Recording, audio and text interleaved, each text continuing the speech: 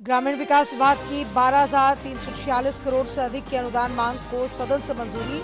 होली को लेकर विधानसभा की कार्यवाही 9 मार्च तक के लिए स्थगित। निकाय चुनाव मतगणना से शहर की सरकार के गठन की तस्वीर काफी हद तक साफ। कई पदों के नतीजे घोषित, कुछ की मतगणना जारी। जनादेश से प्रत्याशियों में खुशी। मुख्यमंत्री हेमंत सोरेन पहुंचे गोड्डा, मां काली की पूजा अर्चना की। देश और राज्य के विकास और अमन चैन की कामना।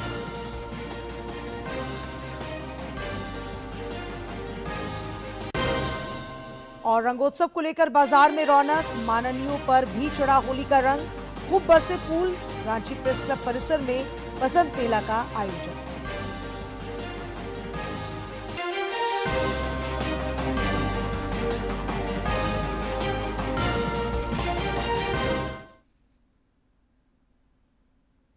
नमस्कार, खबरें झारखंड में आपका स्वागत है। मैं हूं डॉक्टर शीता आनंद और अब समाचार विस्तार से।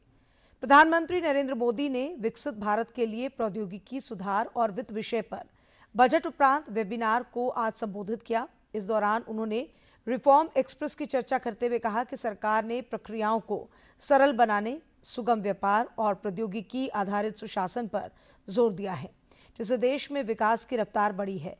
श्री मोदी ने कहा कि राष्ट्र निर्माण एक सतत और निरंतर प्रक्रिया है। प्रत्येक बजट उस दीर्घकालिक राष्ट्रीय दिशा में उठाया गया एक महत्वपूर्ण कदम होता है। हमारे समक्ष साल 2047 तक विकसित राष्ट्र निर्माण का लक्ष्य है। अर्थव्यवस्था को स्थायी मजबूती देते हैं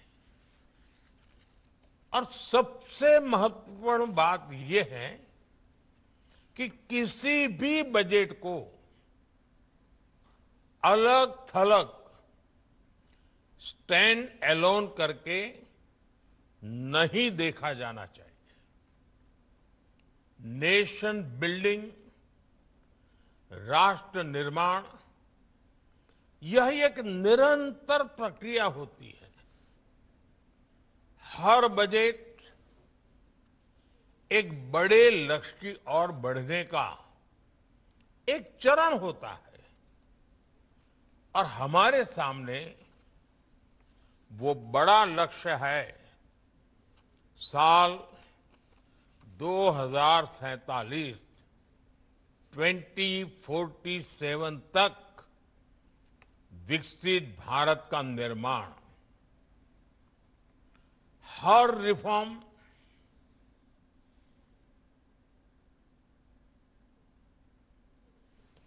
विधानसभा में आज ग्रामीण विकास विभाग की 12,346 करोड़ रुपए से अधिक की अनुदान मांग को ध्वनिमत से पारित कर दिया गया। विभाग की अनुदान मांग के विरुद्ध भाजपा विधायक नीरा यादव द्वारा पेश कटौती प्रस्ताव को सदन ने अमान्य कर दिया। भोजन अवकाश के बाद विभाग की अनुदान मांग पर चर्चा हुई, जिसमें सत्ता पक्ष और विपक्ष के सदस्यों ने अपनी राय रखी। चर्चा के उपरांत सरकार का पक्ष रखते हुए ग्रामीण विकास एवं पंचायती राज मंत्री दीपिका पांडे सिंह ने कहा कि राज्य सरकार ने पेसा कानून को ग्रामीणों की सुरक्षा कवच के रूप में लागू किया है। चर्चा के दौरान मामला उठने पर मंत्री ने स्पष्ट कर दिया कि ग्राम सभा की अध्यक्षता का अधिकार ग्राम प्रधान को ही है। चर्चा और अनुदान मांग पारित होने के बाद विधानसभा अध्यक्ष ने बजट सत्र की कार्यवाही को 9 मार्च को पूर्वाह्न 11 बजे तक के लिए स्थगित कर दिया। मैं धन्यवाद आभार करना चाहूंगी, इस सदन का धन्यवाद आभार करना चाहूंगी कि जब यह कानून जो हमारे राज्य के आदिवासियों की सुरक्षा कवच के रूप में इसको लाया गया, उस पर सबका साथ सहयोग मिला। आज हम लोग 25 साल के लंबे इंतजार के बाद जनवरी 2 को 2026 में सरकार ने नियमावली को अधिसूचित कर राज्य के 16 जिलों 13 पूर्ण और 3 आंशिक में प्रभावी कर दिया है।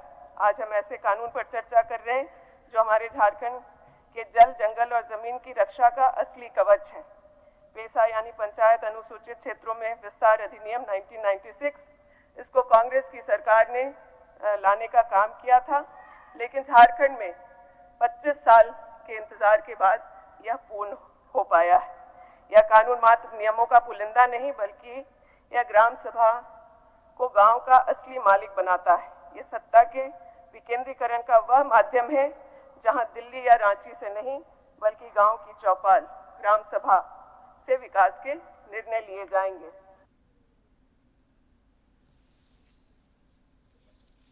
आपके लोकप्रिय चैनल डीडी झारखंड द्वारा कल रांची में डीडी संवाद का आयोजन हो रहा है। इस मंच पर आप नीति निर्धारकों और विशेषज्ञों के विकास के विजन को जान सकेंगे। जन सरोकार के मुद्दों को भी यहां आवाज मिलेगी।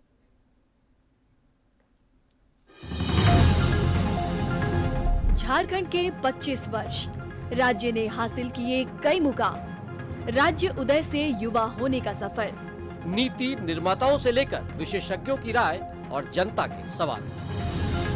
विकसित भारत में झारखंड की विकास यात्रा के क्या है मायने? जल, जंगल, जमीन और जन सरोकार की आवाज। सभी मुद्दों पर होगी खुलकर बेबाक चर्चा। देखिए हमारे साथ डीडी संवाद में 28 फरवरी को दिन भर लगातार। निकाय चुनाव मतगणना से शहर की सरकार के गठन की तस्वीर काफी हद तक साफ हो गई है। कई पदों के नतीजे घोषित कर दिए गए हैं, जबकि कुछ की मतगणना अभी भी जारी है। आज सुबह 8 बजे से रांची समेत राज्य के विभिन्न मतगणना केंद्रों पर त्रिस्तरीय सुरक्षा के बीच 48 नगर निकायों की मतगणना शुरू हुई थी। केंद्रों पर सुरक्षा के व्यापक प्रबंध थे। मतपेटियों से मतों की गणना पूरी होने के साथ कई क्षेत्रों में नवनिर्वाचितों के नाम का ऐलान भी हो गया, जिसके बाद रंग और गुलाल उड़े। रांची में भी कई वार्डों के नतीजे घोषित किए जा चुके हैं। रुझानों के मुताबिक मेयर पद की भाजपा समर्थित रोशनी खलको ने कांग्रेस समर्थित उम्मीदवार रमा खलको से बड़ी बढ़त बना ली है।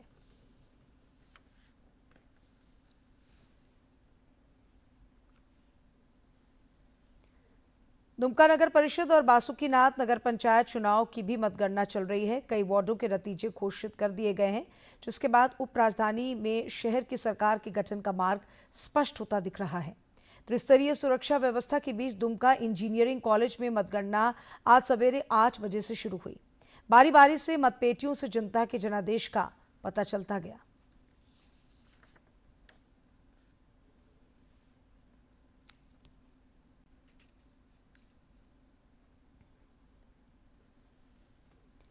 रामगढ़ जिले के नगर पालिका चुनाव की मतगणना की प्रक्रिया भी जारी है। मतगणना को लेकर जिले के उप निर्वाचन पदाधिकारी रविंद्र कुमार गुप्ता ने बताया कि 41 टेबल पर 150 मतदान कर्मी वोटों की गिनती के काम में लगाए गए हैं। निष्पक्ष मतगणना पर प्रशासन का फोकस रहा।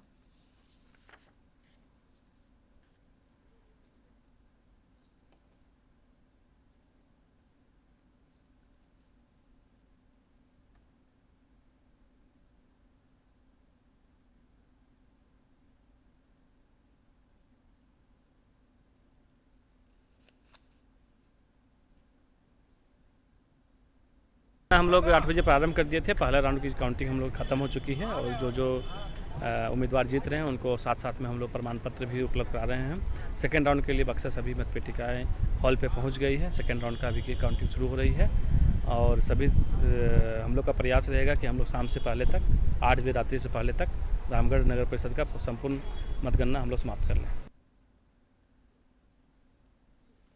साहिबगंज जिले के राजकीय पॉलिटेक्निक कॉलेज में तीनों नगर निकायों में हुए मतदान की गणना जारी है। साहिबगंज नगर परिषद, राजमहल नगर पंचायत और बरहरवा नगर पंचायत के लिए वोटों की गिनती कड़ी सुरक्षा के बीच हो रही है। साहिबगंज के लिए 20 टेबल और राजमहल तथा बरहरवा के लिए 10-10 टेबल बनाए गए हैं।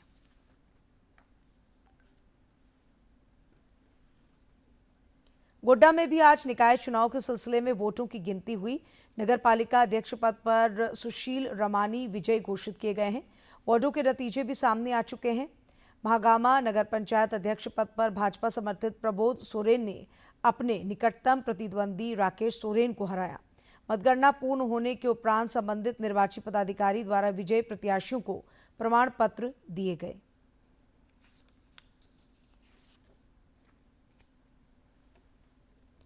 हजारीबाग में भी आज निकाय चुनाव की मतगणना हुई। वार्ड 27 से सोनी छेत्री ने जीत हासिल की, जिनका चुनाव जीतने के बाद ही चरण पादुका धारण करने का प्रण था। लोकतांत्रिक व्यवस्था में जनादेश हासिल करने और मतदाताओं को लुभाने के लिए प्रत्याशी तरह तरह की कस्में और प्रण लिया करते हैं। हजारीबाग के वार्ड 27 की वार्ड पार्षद उम्मीदवार सोनी छेत्री ने प्रण लिया था कि वे तब तक चरण पादुका धारण नहीं करेंगी जब तक उन्हें जीत हासिल नहीं होती। उन्होंने चुनाव में जीत हासिल कर ली है। कोई एडवर्टाइजमेंट का बात नहीं है, नंगा पैर है बोल के। ये एक तपस्या है मेरा, पूजा में एक वोट को एक पूजा की तरह ही हमने माना है। इसलिए वोटिंग के दिन भी हम खाली पैर थे और आज उसका वोटिंग का गिनती था। तो आज जब तक मैं विजय का मुझे जब तक सर्टिफिकेट नहीं मिल जाता तब तक हम ऐसे ही रहेंगे। सोनी छेत्री पहले भी वार्ड पार्षद रही हैं। जीत के बाद उन्होंने मतदाताओं का आभार जताया है। हजारीबाग से गौरव प्रकाश की रिपोर्ट। खूंटी नगर निकाय चुनाव की मतगणना संपन्न हो चुकी है। भाजपा समर्थित रानी टूटी ने नगर पंचायत अध्यक्ष पद का चुनाव जीत लिया है। वार्ड पार्षद चुनाव के भी नतीजे घोषित कर दिए गए हैं। जीत के बाद सभी प्रत्याशी और उनके समर्थक खुशी से झूम उठे हैं और बधाइयों का सिलसिला शुरू हो चुका है।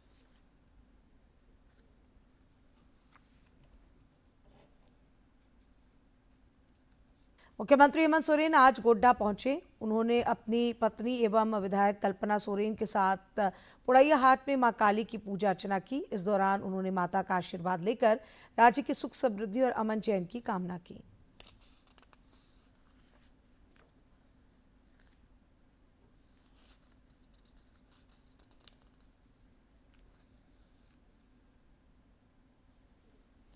मुख्यमंत्री हेमंत सोरेन और विधायक कल्पना सोरेन आज पुड़ैया हाट स्थित बोहरा में विधायक प्रदीप यादव के बेटे के विवाह के उपलक्ष्य में आयोजित वर वधू स्वागत समारोह में शामिल हुए।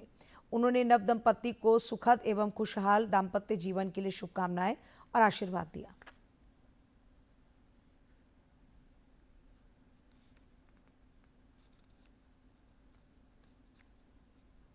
आपके लोकप्रिय चैनल डीडी झारखंड द्वारा कल रांची में डीडी संवाद का आयोजन हो रहा है।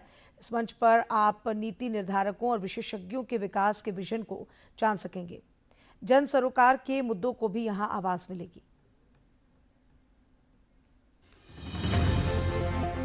पच्चीस वर्षों में कितना बदला झारखंड, विकास के साथ कितने किए कदम तार। देखिए समाचार जगत के सबसे बड़े प्लेटफॉर्म डीडी पर। संघर्ष से उपलब्धियों तक की बात, कार्यक्रम होगा डीडी संवाद। बातें होगी असीम संभावनाओं के प्रदेश झारखंड की। तो जुड़िए हमारे साथ 28 फरवरी को डीडी संवाद में दिन भर लगातार।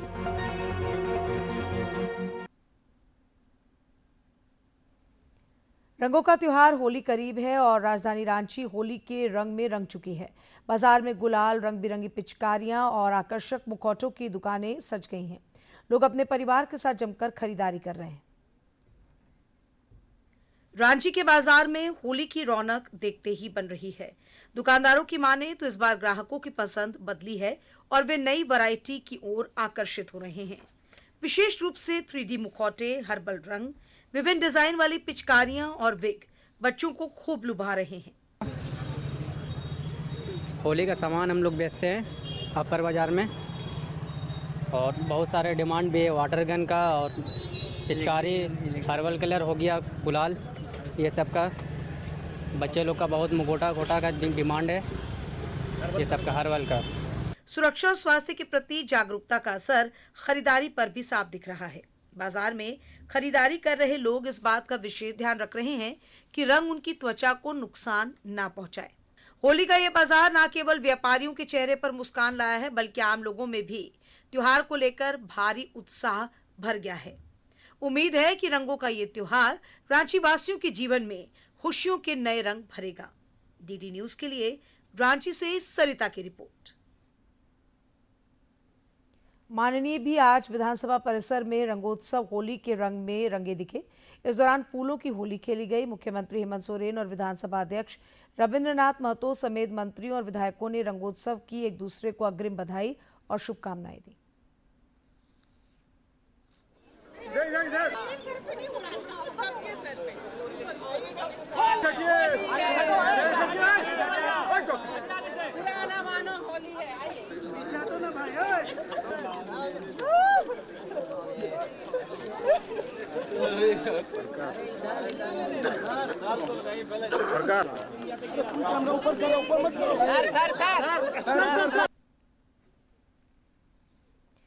रांची प्रेस क्लब में 2 दिवसीय बसंत मेला आज से शुरू हो गया है। वुमेन वेलफेयर कमेटी की ओर से इसका आयोजन हो रहा है, जिसमें 40 स्टॉल लगाए गए हैं। यहाँ एक स्थान पर कपड़े, ज्वेलरी, फूड, घर सजाने की वस्तुएं और अन्य प्रकार के आकर्षक सामान उपलब्ध हैं।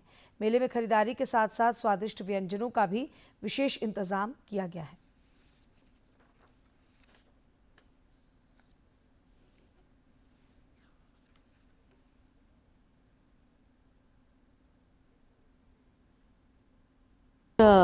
दो दिवसीय हमारा वसंत मेला में हम अपने स्टॉल लगाया है, जो रांची प्रेस क्लब में हो रहा है। हमारे पास महिलाओं के साड़ी से लेकर सूट और असल में अलग अलग शहरों से मैंने साड़ियों का हमने कलेक्शन बनाया है, जो यहाँ पे हमने आज डिस्प्ले में लगाया है। पे वसंत मेला में नेचुरोपैथी का ये स्टॉल हमने लगाया है। नेचुरोपैथी क्या है, इसके बारे में थोड़ा सा जानकारी दे देते हैं। ये एक्चुअली 5000 साल पुराना पद्धति है, जिसको कि मॉडर्न टेक्नोलॉजी के साथ कंबाइन करके ऐसा मशीन बनाया गया है। रांची स्थित दूरदर्शन केंद्र परिसर में आज विदाई समारोह का आयोजन हुआ। इस दौरान सेवानिवृत्त होने वाले 2 वरीय तकनीशियनों जनार्दन शर्मा और राम वृक्ष राम को अधिकारियों और कर्मचारियों ने जीवन की दूसरी पारी शुरू करने की शुभकामनाएं दी तथा उनके स्वस्थ और खुशहाल जिंदगी की कामना की।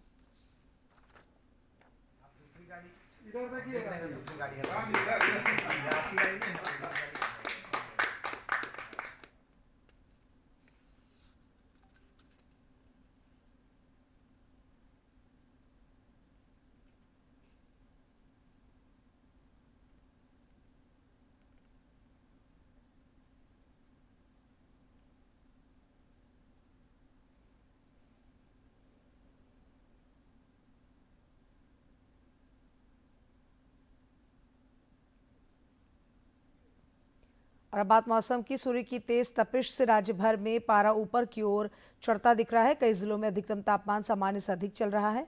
मौसम विज्ञान केंद्र ने 3 दिनों के दौरान न्यूनतम तापमान में करीब 4 डिग्री वृद्धि की संभावना जताई है। पिछले 24 घंटों के दौरान कई जिलों में अधिकतम तापमान 30 डिग्री सेल्सियस से अधिक दर्ज किया गया है। इस दौरान चाईबासा में पारा 33 डिग्री सेल्सियस रिकॉर्ड किया गया। आईआईटी रुड़की में कृत्रिम बुद्धिमत्ता के माध्यम से डेटा से दवा और ग्राफिक्स से खेती तक तकनीकी नवाचार का मार्ग प्रशस्त किया जा रहा है।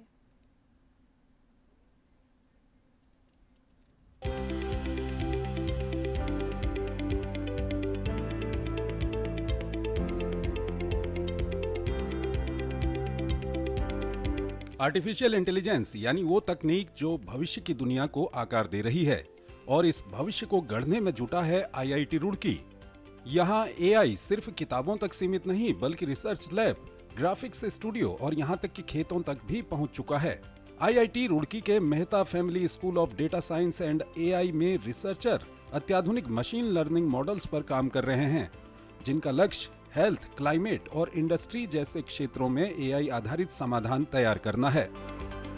यहाँ एआई में काफ़ी ज़्यादा ही अवसर है और यहाँ पे बहुत ही शोध सहयोग है। ऐसे एआई अवसर नेटवर्किंग और कम्युनिटी बिल्डिंग और स्टार्टअप के लिए बहुत ही अच्छा मंच है और यहाँ पे हमें अवसर मिलता है कि हम अपने स्किल्स को शो कर पाए। आईआईटी रुड़की ने एक दूरदर्शी सोच को अपनाकर 5 साल पहले ही एक academic unit school of data science and AI की स्थापना की और इसकी स्थापना में हमें मेहता फैमिली फाउंडेशन का उदार सहयोग मिला। उन्होंने जनरल सपोर्ट किया, उन्होंने फंडिंग दी। जो मेहता फैमिली फाउंडेशन है उसने आईआईटी रुड़की के अलावा और भी 6 डिफरेंट आईआईटीज में कुल मिलाकर 8 स्कूल्स बनाए हैं। सिर्फ कंप्यूटर स्क्रीन तक ही नहीं, एआई अब जटिल जैविक संरचनाओं को समझने में भी मदद कर रहा है। मैक्रो मॉलिक्यूलर क्रिस्टलोग्राफिक यूनिट यानी एमसीयू में रिसर्चर एआई की मदद से प्रोटीन स्ट्रक्चर और दवाओं के विकास की दिशा में काम कर रहे हैं। एआई की हेल्प से हम लोग नए जनरेटिव मॉलिक्यूल्स बना सकते हैं फास्ट स्पीड में। जैसे जो हमारी पूरी ट्रेडिशनल साइंस है, ट्रेडिशनल साइंस में 10 से 15 साल लग जाते हैं एक मॉलिक्यूल्स को स्क्रीन करने में, टेस्ट करने में, एंड देन वो क्लिनिकल ट्रायल में स्टिल फेल हो जाती है। तो उसमें भी एक ड्रॉबैक ये रहता है, आप बहुत ज़्यादा स्क्रीन नहीं कर सकते। एआई की मदद से हम बहुत लार्ज स्केल पे मॉलिक्यूल्स को जनरेट कर सकते हैं एंड स्क्रीन कर सकते हैं। आईआईटी कैंपस में बनाई गई टिंकरिंग लैब में छात्र एआई की मदद से ग्राफिक्स और मोशन टेक्नोलॉजी पर काम कर रहे हैं। यहाँ मशीन लर्निंग के जरिए एनिमेशन, विजुअल इफेक्ट्स और डिजाइनिंग को और ज्यादा सटीक और रचनात्मक बनाया जा रहा है। एआई की मदद से कोई भी हमें इन्वायरमेंट चाहिए तो बेसिकली हम उसको कमांड दे सकते हैं, क्या मतलब कैसा इन्वायरमेंट हो, और कैरेक्टर कोई भी हो, रोबोट हो, अगर हमें किसी रोबोट पे एक्शन कराना है तो रोबोट को भी ले सकते हैं। तो बेसिकली वो जो मैन पावर वाला काम है वो बहुत फास्ट हो गया है, मतलब एआई की मदद से। देश के प्रतिष्ठित संस्थानों में शामिल भारतीय प्रौद्योगिकी संस्थान रुड़की आज शोध, नवाचार और तकनीकी उत्कृष्टता का प्रतीक है।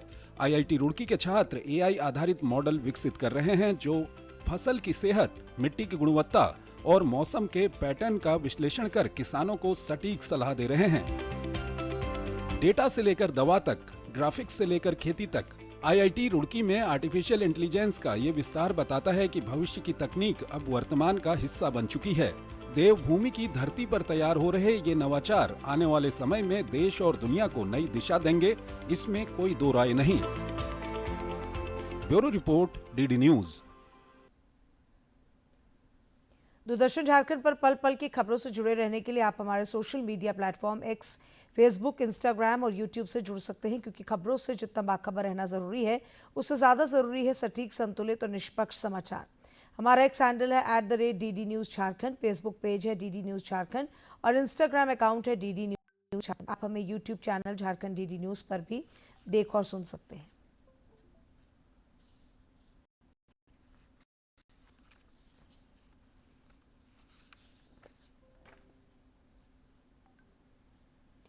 और अब करते हैं विधानसभा सत्र की समीक्षा। झारखंड विधानसभा में आज प्रश्नकाल के दौरान थैलेसीमिया पीड़ित बच्चों को HIV संक्रमित खून चढ़ाने का मामला उठाया गया। माले विधायक आरूप चटर्जी ने स्वास्थ्य मंत्री इरफान अंसारी पर दोषियों को बचाने का आरोप लगाया। इस मामले पर माले विधायक को भाजपा का भी साथ मिला।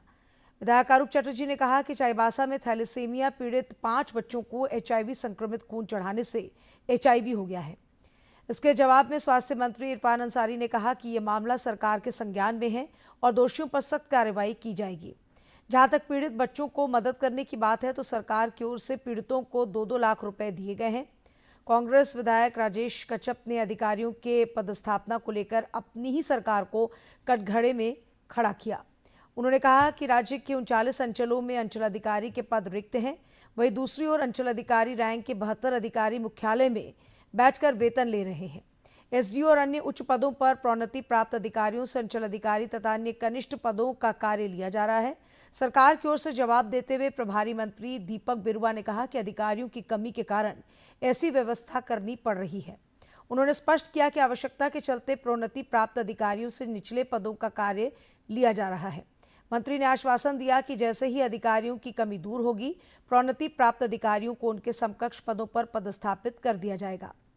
सिंदरी के माले विधायक चंद्रदेव महतो ने राज्य में सरकारी बायोमेडिकल वेस्ट ट्रीटमेंट प्लांट नहीं होने पर चिंता जताई। इस पर स्वास्थ्य मंत्री इरफान अंसारी ने कहा कि राज्य में 6 ट्रीटमेंट प्लांट कार्यरत हैं। मंत्री के जवाब पर आपत्ति जताते हुए विधायक ने कहा कि धनबाद में जिस एजेंसी को बायोमेडिकल वेस्ट ट्रीटमेंट का काम दिया गया है वो काम नहीं कर रही है। जवाब में मंत्री ने कहा कि मामले की जांच कराकर कार्रवाई की जाएगी। भाजपा विधायक प्रकाश राम के ध्यानाकर्षण के माध्यम से लातेहार में 40-50 वर्षों से बसे गरीब लोगों को उजाड़े जाने का मामला भी उठाया गया। उन्होंने कहा कि चंदनडी में पुनर्वास की व्यवस्था किए बिना 266 लोगों को हटाया जा रहा है। उन्होंने कहा कि पूर्व में हटाए गए 138 परिवारों को 2-2 डिसमिल जमीन दी गई है, लेकिन वो जमीन वैसी जगह पर दे दी गई है जहां सरना पूजा होती है। इस पर हस्तक्षेप करते हुए प्रतिपक्ष के नेता बाबूलाल मरांडी ने कहा कि भले ही कोई अतिक्रमण कर घर बनाया है, अगर वो भूमिहीन है तो उसे नहीं उजाड़ा जाना चाहिए। इस पर विभागीय मंत्री दीपक बिरुवा ने कहा कि सरकार 60 डिसमिल तक जमीन बंदोबस्त कर सकती है, लेकिन जबरन जमीन पर कब्जा करने वालों को जमीन बंदोबस्त करने का कोई प्रावधान नहीं है। भोजन अवकाश के बाद सदन में ग्रामीण विकास विभाग के अनुदान मांग पर चर्चा हुई। इस मांग के विरुद्ध भाजपा विधायक नीरा यादव ने कटौती प्रस्ताव रखा। उन्होंने कहा कि सरकार पेसा कानून लाकर अपनी पीठ थपथपा रही है, लेकिन सरकार ने पेसा कानून की आत्मा को ही खत्म कर दिया है। ग्रामीण क्षेत्रों में पुल पुलिया और सड़कों का काम रुका हुआ है। अबुआ आवास नहीं मिल रहा है। चर्चा का जवाब देते हुए ग्रामीण विकास मंत्री दीपिका पांडे ने कहा कि वित्तीय वर्ष 2025-26 में मनरेगा के तहत कुल अनुमोदित 12 करोड़ मानव दिवस के विरुद्ध 10 करोड़ 26,96,000 मानव दिवस सृजित किया गया है।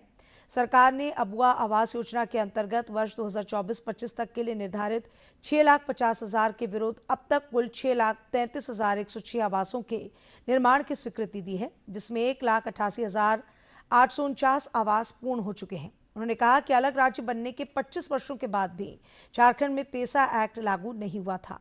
हमारी सरकार ने एक मजबूत पेसा एक्ट लागू किया है, जिससे झारखंड के अनुसूचित क्षेत्रों के ग्रामीणों को समुचित अधिकार मिलेगा।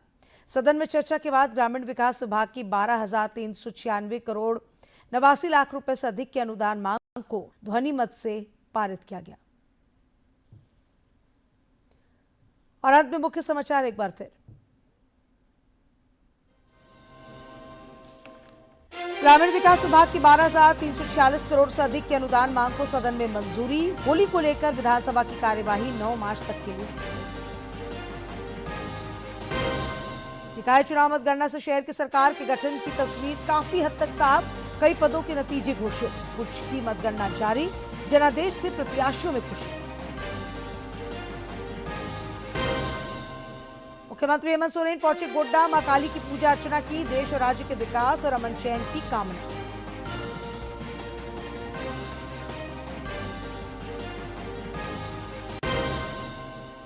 और रंगोत्सव को लेकर बाजार में रौनक। माननीयों पर भी चढ़ा होली का रंग। खूब बरसे फूल। रांची प्रेस क्लब परिसर में बसंत मेले का आयोजन।